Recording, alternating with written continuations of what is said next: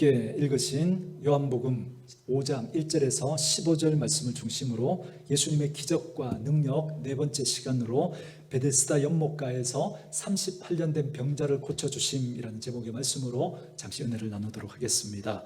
오늘 본문의 내용도 여러분들께서 많이 아시는 내용이죠.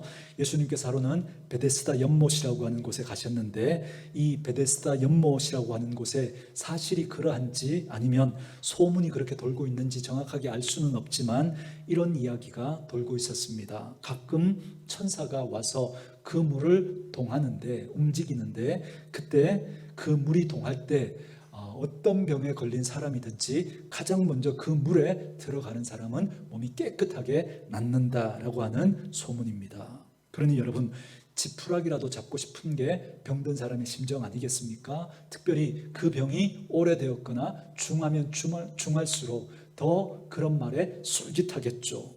그러니 거기에 얼마나 많은 사람들이 모여들었겠습니까? 특별히 오늘날과 같이 의술이 발달되지 않았으니까. 그러니까 그 병을 고치는 방법이 그렇게 많지 않았던 그 사람들에게 정말 이런저런 소리들이 들려올 때 그런 소리에 지푸라기라도 짚는 심정으로 그렇게 많은 사람들이 모여들었을 겁니다. 물이 동할 때 제일 먼저 들어가기만 하면 된다고 하니까 굉장히 많은 사람들이 모였겠죠. 우리가 이걸 쉽게 예상할 수 있겠습니다. 성경에도 이 사실을 알려주고 있습니다. 여러분 3절 말씀 같이 한번 읽어볼까요? 3절 같이 읽습니다. 시작. 그 안에 많은 병자, 맹인, 다리 저는 사람, 혈기 마른 사람들이 누워 물의 움직임을 기다리니. 아멘.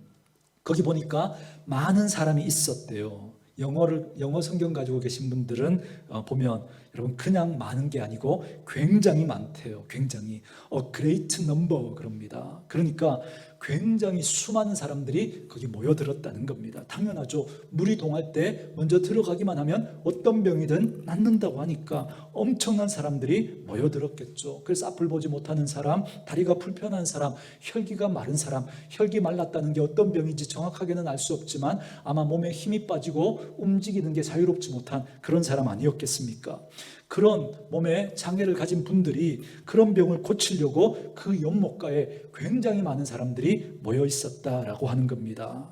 오늘 본문의 주인공인 이 38년 된 이 병자도 그 중에 한 사람으로 거기 있었던 겁니다. 여러분, 근데 이거 하나 염두에 두시기 바랍니다. 여러분 요즘 사람들의 평균 수명이 굉장히 많이 올라갔죠. 그래서 70을 훌쩍 넘어서 지금 80을 넘은 걸로 알고 있는데 제가 찾아보지는 않아서 정확하지는 않습니다.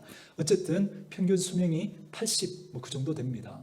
그런데 예수님 당시 2000년하고도 여러분 더 많은 시간이 지났던 그때니까 여러분 아마 그때는 평균 수명이 여러분 지금처럼 되지 않았겠죠. 60 정도 됐을까요? 아마 60도 되지 못했을 것 같습니다. 그런데 오늘 본문의 주인공이 38년 동안 병을 앓았다 그러니까 만약에 이분이 10대 때 만약에 병을 앓았다면 여러분 50 중반쯤 됐겠죠 벌써. 그러니 여러분 한번 생각해 보십시오. 이분은 평생 동안 지금 아파온 겁니다. 평생 동안 아프기만 했던 사람인 거죠. 그런 이 사람도 마지막 희망을 가지고 이 베데스다 연못가에 있었던 겁니다. 천사가 물을 동하면 제일 먼저 그 물에 들어가려고 그랬던 그를 누가 만나주시냐면 예수님이 만나주시는 겁니다. 그리고 예수님이 만나주셔서 그의 형편을 들으시고 그를 고치시는 이야기가 바로 오늘 본문의 내용입니다. 저는 이 이야기의 구체적인 내용을 살피기 전에 이 말씀을 읽어가면서 이런 질문을 먼저 하게 되었습니다. 거기에 정말 수많은 사람들이 있었다 그랬는데 왜 하필이면 38년 된 이 병자만 고침을 받았을까라는 겁니다.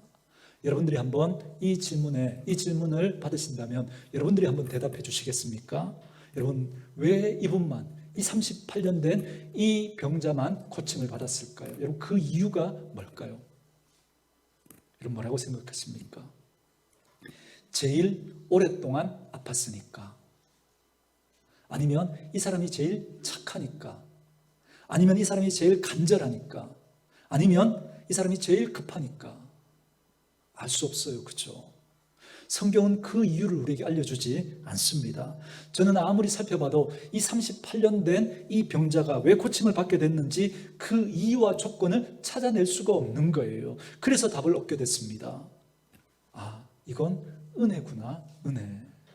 그 사람에게 조건이 있는 게 아니구나. 그 사람이 질병이 제일 중해서도 아니고, 그 사람이 제일 오랫동안 이 병을 앓아서도 아니고, 그 사람이 제일 착해서도 아니고, 그 사람이 제일 간절해서도 아니구나.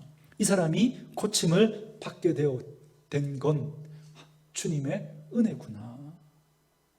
이 사람에게서 조건과 이유를 찾을 수가 없기 때문에, 그래서 이건 은혜로밖에 설명이 되지 않는 겁니다. 그래서 저와 여러분도 오늘 본문의 말씀을 더 살피기 전에 저와 여러분이 우리 마음속에 먼저 점검하고 살펴야 될 건 뭐냐면, 저와 여러분에게 이 은혜에 대한 간절한 사모함이 있느냐라는 것입니다. 내 조건과 내 상황과 내 형편, 내 신앙의 연수, 내 열심, 이런 것 상관없이 정말 내게 하나님의 은혜가 필요하다라고 하는 그 간절함과 함께 주님 앞에 그 은혜를 사모하는 마음이 우리에게 있느냐는 겁니다. 주님이 내 인생 가운데 찾아오시기만 한다면, 주님이 우리 가정 가운데 손얹어 주시기만 한다면, 하나님, 우리 가정은 다시 살아날 수 있고 우리 자녀는 다시 회복될 수 있는 줄 믿습니다. 그런 사모함이 우리에게 있느냐, 이걸 한번 점검해 보셔야 한다는 겁니다. 오늘 본문에 38년 된 이 병자가 예수님을 만나 치유받은 그 이유는 딱 하나밖에 없기 때문에 그렇습니다. 그것 예수님의 은혜 말고는 설명할 수가 없기 때문에 그런 거죠. 저는 그 은혜가 오늘 저에게도 임하고 여러분에게도 임할 수 있게 되기를 주님의 이름으로 축원합니다. 그렇다면 저와 여러분들이 할 것은 내가 무엇을 가졌는가, 내가 어떻게 할 것인가, 이게 아니라 그 주님의 은혜를 사모하는 마음으로 기도하고, 그 주님의 은혜를 사모하는 마음으로 말씀을 듣고, 그 주님의 은혜를 사모하는 마음으로 찬양하고 예배에 참여하는, 여러분, 그것밖에 없는 거죠. 그리고 어느 순간인가 하나님께서 우리의 그 기도를 사용하셔서, 우리의 그 찬양을 사용하셔서, 우리의 그 말씀 들음을 사용하셔서, 우리의 그 예배 드림을 사용하셔서 하나님이 내게 은혜를 부어주시기만 한다면 내 인생에도 새로운 일들이 일어날 수 있다라고 하는 이 사실을 믿는 믿음이 저와 여러분들에게 있기를 바라고, 오늘도 이 사모함으로 예배에 임하고, 오늘도 이 사모함으로 말씀을 듣고 기도하고 찬양할 수 있는 저와 여러분 될 수 있기를 주님의 이름으로 축원합니다. 그래서 오늘 첫 번째 말씀은 이겁니다. 예수님께서는 참 은혜를 우리에게 알려주고 싶어 하신다라는 것입니다. 참 은혜가 무엇인지를. 어디 말씀을 우리가 먼저 같이 읽으시냐면 1절, 2절 말씀을 우리 같이 한번 읽도록 하겠습니다. 1절, 2절 같이 읽습니다. 그 후에 유대인의 명절이 되어 예수께서 예루살렘에 올라가시니라. 예루살렘에 있는 양문 곁에 히브리 말로 베데스다라 하는 못이 있는데 거기 행각 5이 있고. 아멘. 여러분, 오늘 이 연못 이름이 뭐라 그래요? 베데스다라 그러죠. 제가 오늘 이 말씀을 준비하면서 여러 목사님들의 글과 또 학자들의 설명을 보니까 가장 많이 설명하려고 하는 것 중에 하나가 뭐냐면 바로 이 베데스다라고 하는 이 연못의 이름에 대해서 가장 많이 설명하고 있었습니다. 여러분, 이 베데스다라고 하는 이 연못의 이름이 무슨 뜻이냐면 이 베데스다가 두 단어가 합쳐져서 만들어진 단어인데요. 베이라고 하는 단어와 헤세드라고 하는 이 두 단어가 연결되어서 베데스다라는 그 단어가 된 겁니다. 여러분, 베이라고 하는 이 단어는 다른 단어와 이렇게 붙여질 때 형태가 약간 바뀌는데 베드라고 하는 이런 형태로 바뀝니다. 그러니까 여러분 생각나죠? 베들레헴도 이 베이라는 단어와 레헴이라는 단어가 합쳐진 겁니다. 베들레헴 무슨 뜻이죠? 주일학교를 잘 나오신 분들은 기억하죠? 베들레헴 떡집, 그죠? 그러니까 베이는 집이라는 뜻이고 레헴은 떡이라는 뜻입니다. 그러니까 베데스다는 베이와 헤세드니까 베이는 집이죠. 헤세드는 여러분 어떤 단어로 알고 있죠? 자비, 은혜, 이런 단어입니다. 그러니까 합치면 은혜의 집, 이런 뜻입니다. 은혜의 집, 자비의 집, 이런 뜻이 되는 거죠. 자, 그러니까 이 베데스다라고 하는 연못은 은혜의 집이다, 이렇게 꼭 기억하십시오. 근데 너무 재밌죠. 그 은혜의 집에 수많은 병자들이 있는데 천사가 물을 동하기만 하면 누구든지 그 물에 제일 먼저 들어가는 그 사람이 고침을 받는다는 겁니다. 그러니까 여러분, 그 광경을 한번 상상해 보세요. 그 광경을. 거기에 환자들이 여러분 많이 있었을 것 아닙니까? 그런데 다른 사람들 생각했을까요? 다른 사람 생각하지 않았을까요? 다른 사람 생각하지 않았겠죠. 왜요? 자기가 그죠? 제일 중요하다고 생각하니까 자기밖에 모르는 거죠. 자기밖에. 그래서 다른 사람들을 그죠? 밀치고 땡겨서라도 내가 제일 먼저 들어가겠다고 여러분 그렇게 아우성이었지 않겠습니까? 당연히 우리 상상해 볼 수 있지 않겠습니까? 내가 들어가야만 내가 사니까. 그죠? 다른 사람들보다 내가 먼저 들어가야 되니까 어떻게 해서든 그 무리동할 때 가장 먼저 들어가려고 그렇게 막 다투고 경쟁하고 밀치고 찌르고 여러분 그래서 여러분 그 자리가 베데스다가 은혜의 집, 은혜의 자리라고 하는데 정작 그 자리는 지금 어떤 모습을 하고 있어요?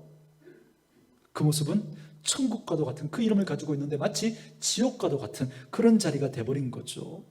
사람들의 아우성과 다툼과 경쟁과 갈등과 찌름보다 남보다 이겨야 한다라고 하는 그런 모습들이 그렇게 뒤엉켜 있는 그런 지옥과도 같은 그런 곳이 바로 여러분 베데스다, 그 이름과 어울리지 않는 그곳의 모습이었던 겁니다. 근데 희한하죠. 저는 자꾸 이걸 묵상하는데 왜 오늘날 교회의 모습이 자꾸 떠오를까요? 왜 교회의 모습이? 교회가 여러분 무슨 집이에요? 은혜의 집이죠. 은혜의 집. 근데 왜 많은 교회들이 그렇게 싸울까요? 왜 많은 교회들이 그렇게 싸울까요? 왜 그렇게 말이 많죠?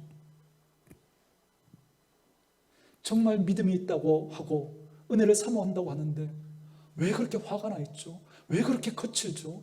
왜 그렇게 막 싸우려고 하죠?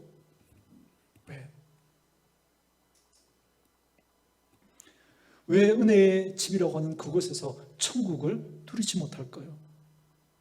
왜 이렇게 우리 사람 공동체인 천국의 집으로, 은혜의 집으로 일컬어지는 이 교회는 왜 이렇게 다툼이 많고, 왜 갈등이 많고, 아픔도 많고, 상처도 많고, 도리어 은혜의 집으로, 자비의 집으로, 평안의 집으로, 위로의 집으로 왔는데 왜 우리들은 이곳에서 그런 은혜를 못 받고 자꾸만 다툼과 갈등과 아픔과 상처만 받고 돌아갈까요? 이 본문을 묵상하면서 자꾸 저는 이 생각이 드는 거예요. 이 본문을 묵상하면 묵상할수록 우리 개인적으로 우리의 믿음 생활은 또 어떻습니까? 우리는 예수를 믿고 은혜의 자리로 나아갔는데 예수 믿고 살아가는 저와 여러분들은 은혜의 삶을 누리고 계십니까?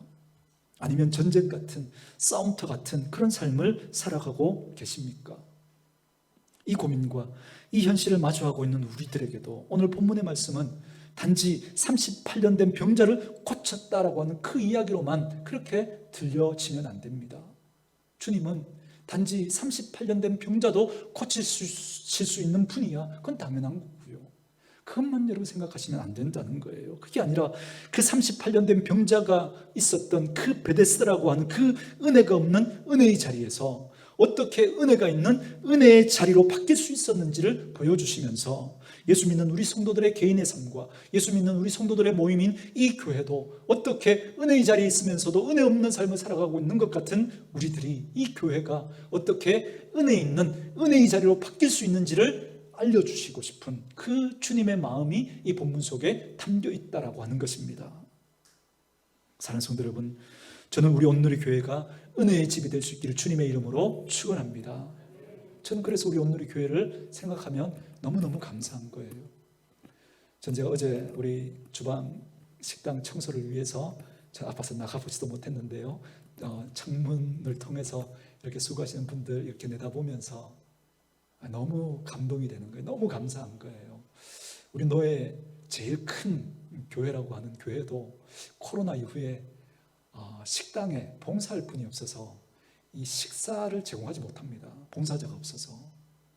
그런데 우리 온누리 교회에 이런 굳은 일에 많은 분들이 나와서 수고하는 그런 모습들, 또 그리고 또 식당 봉사가 또 이렇게 재개되어지는 이런 모습들을 보면서 너무너무 감사한 거예요.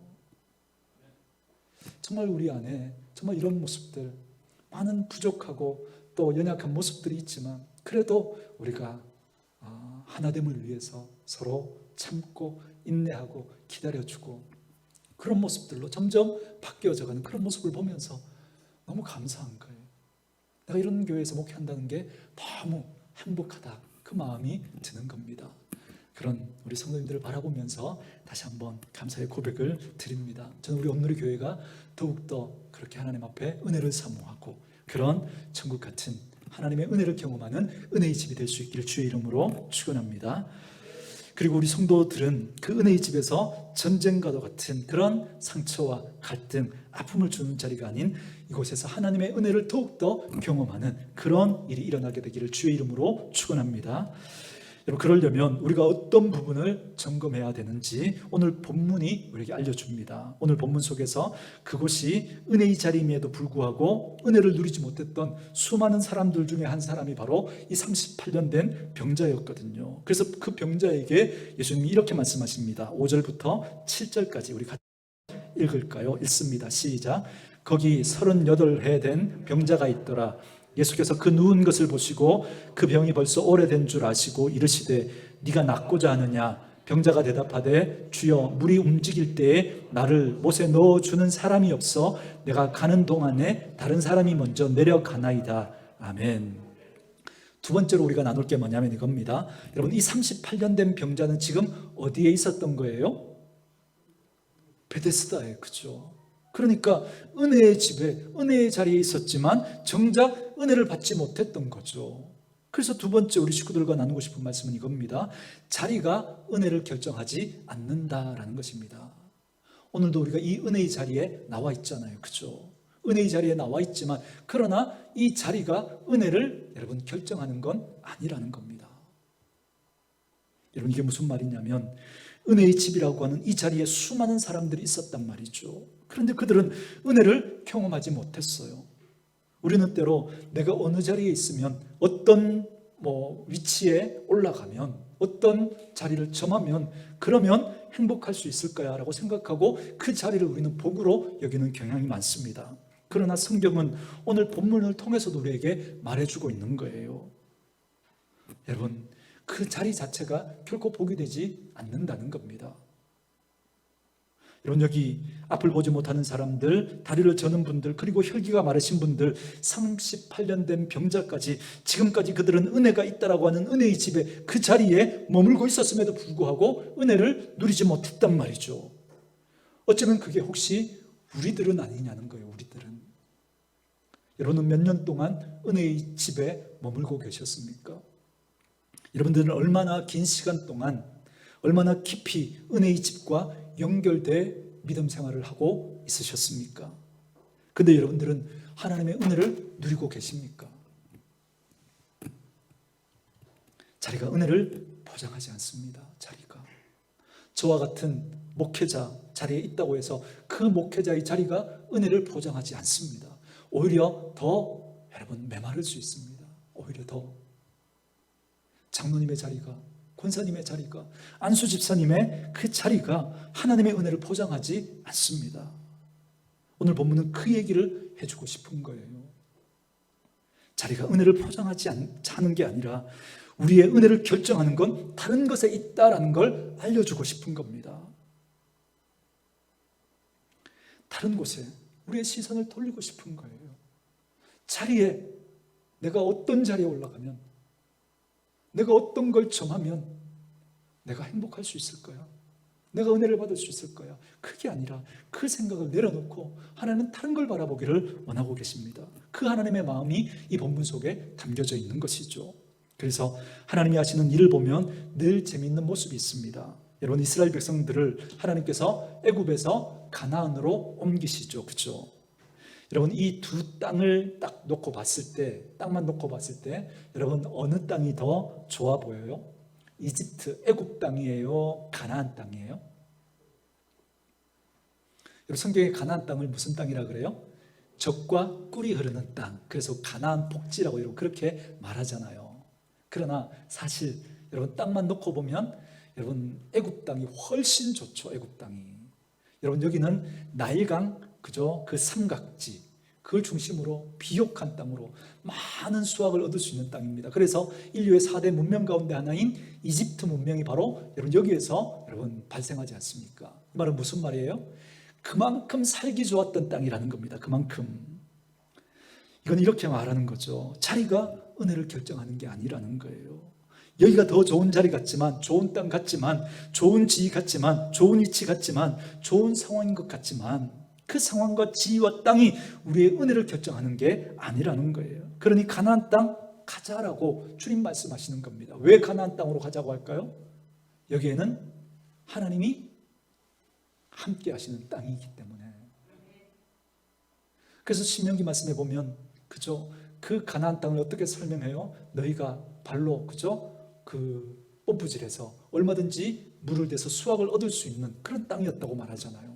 그러나 가나안 땅은 하늘에서 내리는 비를 흡수하는 땅이래요. 그죠? 얼마나 메마릅니까?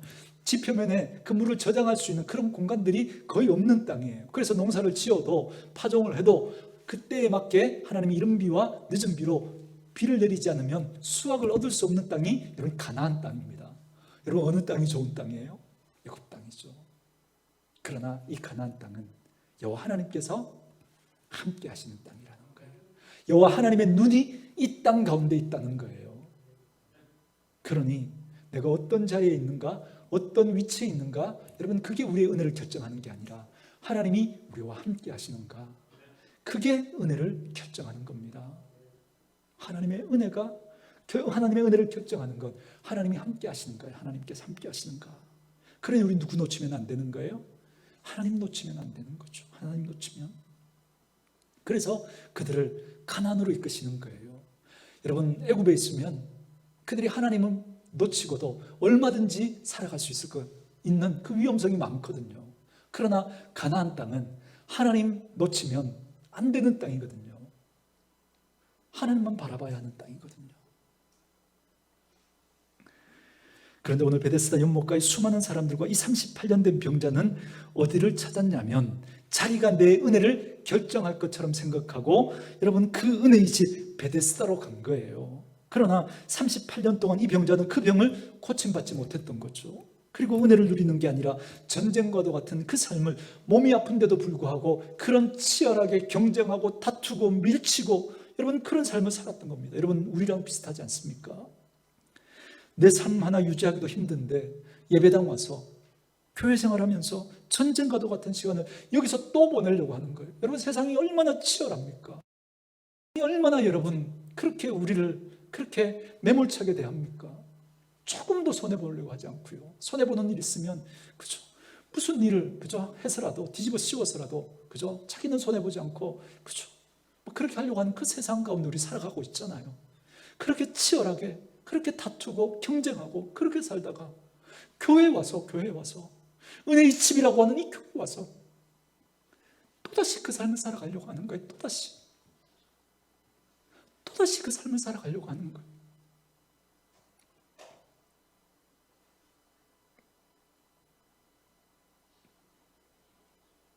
어떻게든 내 입장을 관철시키려고 하고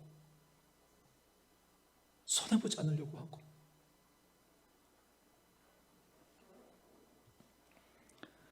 도대체 왜 우리가 하나님을 믿는다고 하면서 이 은혜의 자리에서 은혜의 집, 은혜의 자리에서 그 은혜를 사모한다고 하면서도 왜 우리가 그렇게 살아가냐는 거예요. 왜?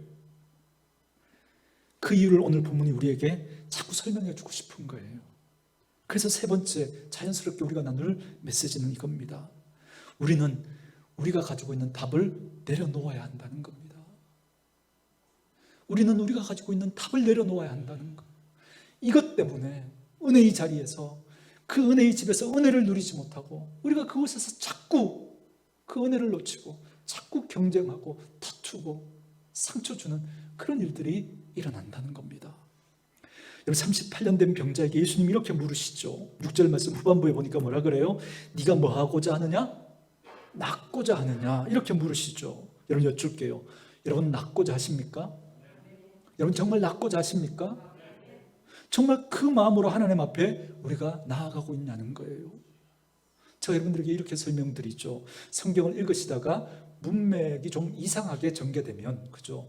이렇게 자연스럽게 매끈하게 문맥이 흘러가야 되는데 뭔가 매끄럽지 않고 그죠? 거칠거칠하잖아요. 여러분 거기에는 여러분 반드시 하나님이 우리에게 주시려고 하는 메시지가 있다. 그래서 거기 머무셔야 한다고 제가 말씀드렸죠. 자 보세요. 예수님께서 뭐라고 물으시죠? 이 38년 된 병자에게 네가 낫고자 하느냐? 그러면 여러분 어떻게 대답해야 돼요? 1번 예, 낫고 싶습니다. 2번, 아니요, 괜찮습니다. 저 안 고쳐주셔도 돼요. 뭐 그렇게 뭐 대답하든지 이래야 자연스럽잖아요. 그죠?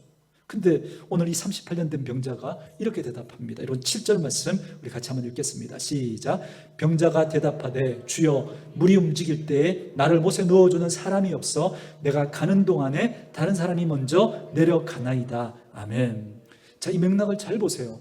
지금 예수님이 뭐라고 물으시느냐면 너 낫고자 하느냐? 낫고 싶니? 이렇게 물었으니까 그러면 예, 예수님 제가 낫고 싶습니다 이렇게 대답하든가 아니면 이런 부정적인 대답을 해야 되는데 이 사람이 지금 뭐라고 대답하느냐면 낫고 싶습니다, 낫고 싶지 않습니다 그렇게 대답하는 게 아니라 자기가 가지고 있는 나를 고칠 수 있는, 나를 낫게 할 수 있는 방법을 얘기하고 있습니다. 다시 말하면 자기가 가지고 있는 답을 이야기하고 있는 거예요. 답을. 무슨 말인지 이해되십니까? 어떻게 하면 낫는다고요? 물이 동할 때 누군가가 나를 제일 먼저 그 물에다가 자기는 38년 된 병자니까 나이도 많고 아무래도 경쟁에서 느리겠잖아요. 그죠? 그러니까 다른 사람이 좀 나를 도와줘서 그 물에 날 넣어주기만 하면 내가 좀 나을 수 있을 텐데 나를 넣어주는 자가 없어서 내가 낫지 못했습니다. 그러니까 지금 그는 예수님이 필요한 게 아니라 누가 필요한 거예요? 누가 필요한 거예요? 나를 제일 먼저 그 물에다가 넣어줄 사람이 필요한 거예요. 사람이. 여러분 이 패턴 잘 보세요. 답이 예수님이에요? 사람이에요? 예수님이에요? 사람이에요? 사람이죠. 지금 답을 누가 가지고 있어요? 답을 자기가 가지고 있잖아요. 이 38년 된 병자가. 그 답을 자기가 가지고 있어요. 그 답이 누구라고요? 나를 그 연못에 넣어줄 사람이 필요하다는 거예요. 내 인생의 답은 예수님이 제게 지금 낫고자 하느냐 그렇게 물으시지만 내 인생의 답은 제가 알고 있습니다. 근데 그대로 안 돼서 그렇지 답을 제가 알고 있습니다. 물이 동할 때 누군가 제일 먼저 나를 그 물에만 넣어주기만 하면 내 인생이 펼 텐데 완전히 내 인생이 필 텐데 그런데 지금까지 아무도 나를 물에 넣어주지 않아서 내 인생이 이렇게 꼬여 있습니다. 제가 방법을 모르는 게 아닙니다. 방법은 아는데 넣어줄 사람이 없어서 그렇습니다. 지금 이 이야기를 하고 있는 거잖아요. 이 이야기를. 여러분 이 패턴이 누구랑 지금 비슷해요? 우리랑 비슷하죠. 우리랑 비슷한 거예요. 너무 비슷한 거예요. 여러분의 가정이 피는 방법이 뭐죠? 여러분이 행복해지는 방법이 뭐죠? 여러분이 아쉬워하는 그 지점이 뭐죠? 이것만 있으면 우리 가정이 좀 펼 텐데 그 지점이 어떤 부분인가요? 어떤 것만 해결되면 행복해질 수 있다고 생각하십니까? 여러분들이 가지고 있는 그 생각이 다들 있으시죠? 그렇죠? 우리도 다 방법을 가지고 있단 말이에요. 다. 하나님 이렇게만 해주시면 저 행복해질 것 같습니다. 하나님 이 문제만 해결되면 제 마음이 편해질 것 같습니다. 하나님 이것만 갖게 되면 제가 정말 만족할 것 같습니다. 하나님 우리 아이 이렇게만 되면 제가 더 바랄 게 없겠습니다. 이 얘기하고 오늘 이 38년 된 이 병 환자분의 이 이야기하고 여러분 같아요? 달라요? 같죠. 똑같죠. 그죠? 그러다 보니까 자꾸 우리들의 영혼에 기가 막히는 거예요. 왜요? 우리들이 가진 정답을 우리가 너무나 확고하게 붙들고 있으니까 예수님이 하시고 싶으신 말씀이 있는데 그 말씀이 들어오지 않는 거예요. 들어와도 다 튕겨나가 버리는 거예요. 이 표현 염두에 놓으시기 바랍니다. 답을 가지고 있는 이 38년 된 이 병자처럼 우리도 우리 인생에 자꾸 진짜 해결점을 이거라고 나만 대답을 가지고 나만의 그 대답을 가지고 있기 때문에 우리가 지금 그러고 있는 것은 아닌가. 그래서 네가 낫고자 하라고 물으시지만 입으로는 내 낫고 싶습니다 그렇게 말은 하고 있지만 나으려면 이건 이렇게 해야 됩니다. 이래야 되고 저래야 내 인생이 제대로 됩니다 라고 하는 내 답에 매몰되어 있는 것은 아닌가. 그래서 주님의 음성이 들리지도 않고 주님의 인도하심과 주님의 해결책을 그렇게 말씀해 주시기를 원하시지만 그걸 뒷전으로 하고 나중으로 밀어놓고 우리가 가지고 있는 그 답을 우리의 인생의 목표로 정하고 목적으로 삼고 그 방향에 매몰된 인생을 살아가고 있는 것은 아니냐는 거예요. 저는 아무리 봐도 이 모습이 바로 우리의 모습일 거예요. 예수를 믿는다고 하지만 자기를 부정하지 않아요. 자기 답을 가지고 있어요. 그래서 예수는 수단과 전략밖에 되지 않습니다. 뭐를 위한요? 내가 원하는 계획, 내가 원하는 목표를 위해서 예수님께 도움을 얻어서 예수님으로 힘을 받아서 해결받아서 내가 원하는 것 이루고 싶은 거예요. 내가 가진 그 답에 매몰되어 있으니까, 그게 내 인생의 목표고 목적이니까 거기에 매몰되어서 예수님의 이야기가 안 들리는 거예요. 예수님의 해결책이 안 들려오는 거예요. 만약 그렇다면 오늘 우리도 이 38년 된 이 병자의 이 어리석은 모습과 똑같다는 거예요. 그래서 여러분 잘 보십시오. 이 병자가 어떻게 고침받아요? 1번 연못에 들어가서, 2번 예수님의 말씀으로. 예수님의 말씀으로. 그죠? 1절부터 계속 뭘 설명하고 있어요? 어떤 병이든지 간에, 어떤 질병이든지 간에 병이 나으려면 어디에 들어가야 한다고요? 베데스다 연못에 누구보다 먼저 들어가야 한다는 거예요. 그게 사실인지 아닌지 여러분 확인되지 않는, 점검받을 수 없는, 그러나 풍문으로 전해 내려오고 이 사람도 이렇게 이야기하고 저 사람도 저렇게 이야기하니까 나도 그렇게 생각하면서, 그래, 돈이 있어야 해결될 수 있지, 그래, 돈이 있어야 행복할 수 있지, 이 문제는 이렇게 해결돼야 되는 거지 라고 하는 그 세상이 우리에게 알려준 그 답을 가지고 우리가 믿음 생활하면서 예수님에게, 우리가 예수님을 구하는 게 아니라 뭘 구해요? 내가 가진 그 답을 구하고 있는 거예요. 내가 가진 그 답을. 내가 가진 그 답을.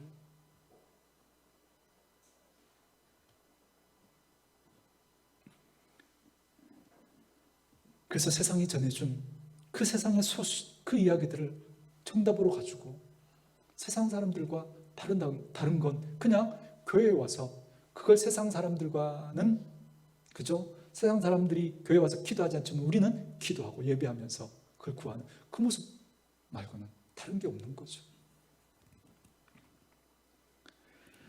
그런데 정작 오늘 이 환자는 어떻게 고침받아요? 베데스다 연못이 아니라 어떻게 해요? 예수님의 말씀으로 고침을 받죠. 전혀 다른 방법으로 고침을 받는다는 거예요. 그리고 오늘 성경은 이렇게 말해주는 거죠.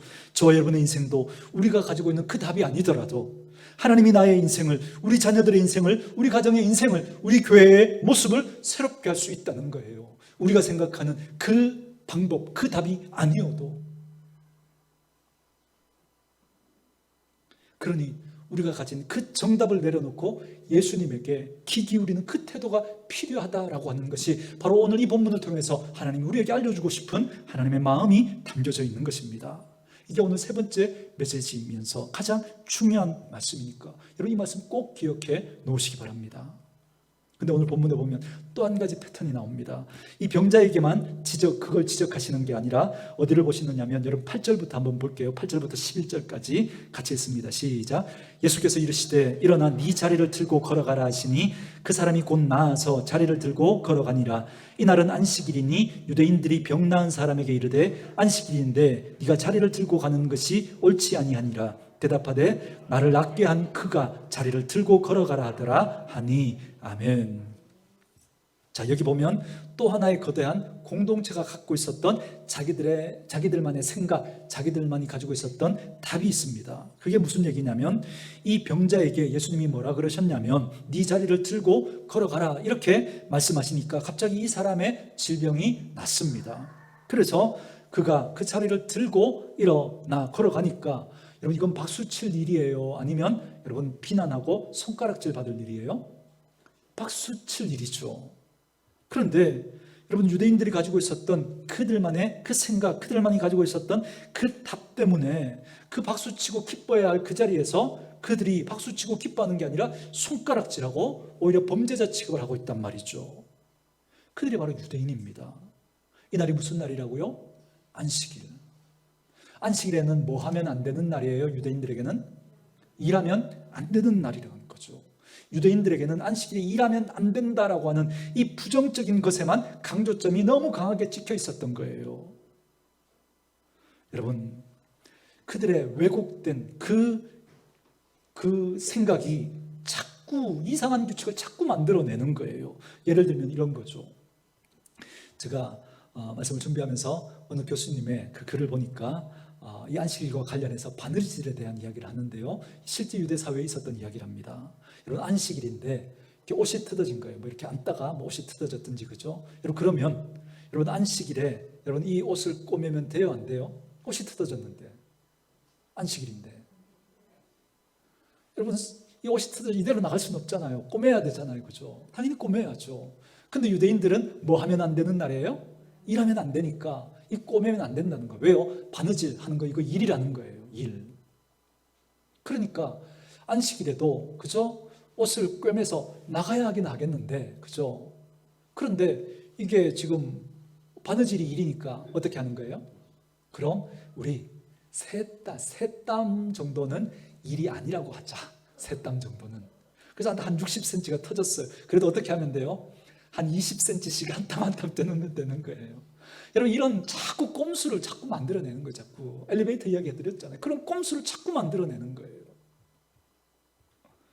자, 여러분들에게 묻습니다. 여러분, 안식일은 일하는 날이에요? 일하지 않는 날이에요?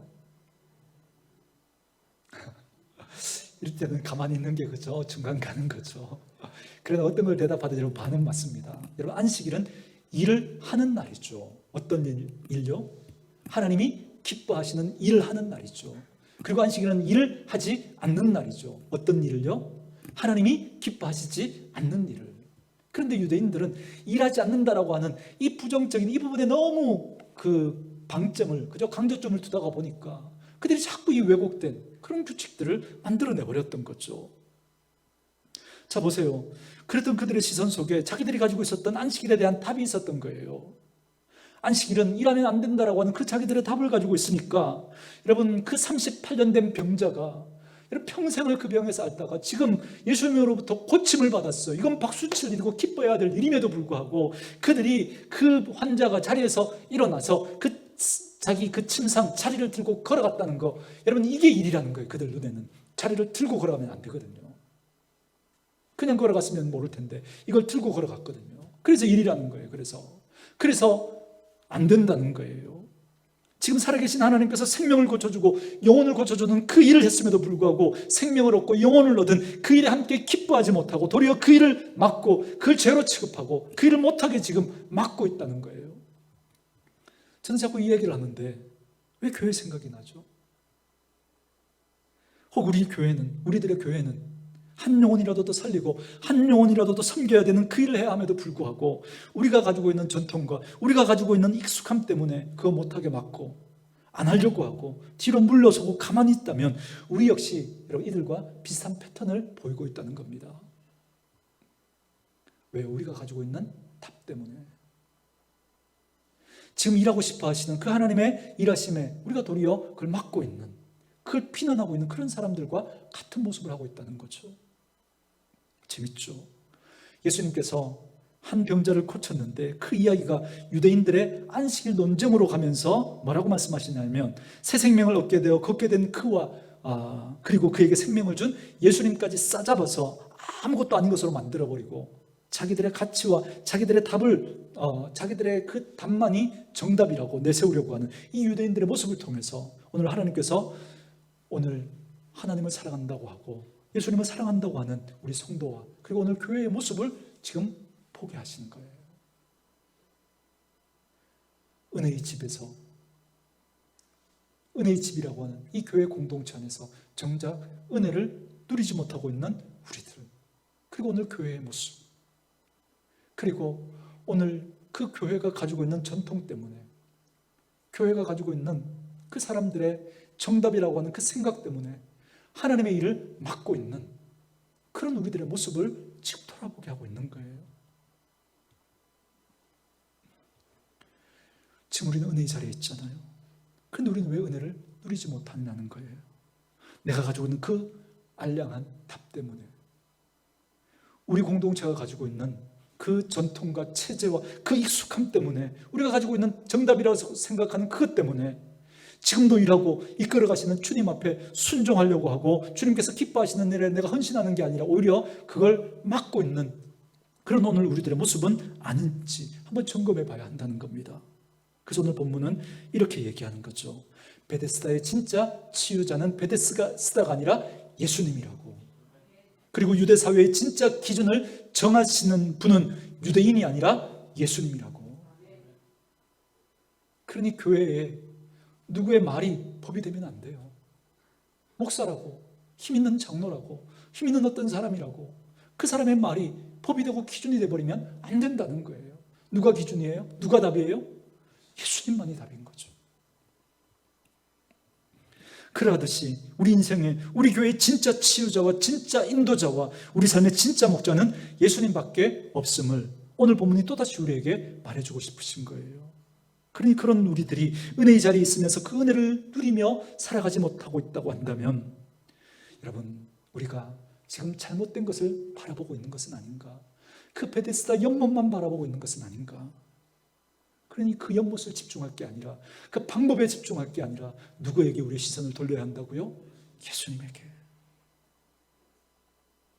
그래야 우리가 그 은혜를 경험할 수 있고, 내가 생각하는 그 답이 아니어도 우리의 문제가 그 예수님으로 말미암아, 예수님이 주시는 그 말씀으로 말미암아 그 문제가 해결될 수 있다는 사실을 믿을 수 있기를 주의 이름으로 축원합니다. 여러분, 오늘 이 말씀이 여러분 가운데 들려줄 수 있게 되기를 주님의 이름으로 축원합니다.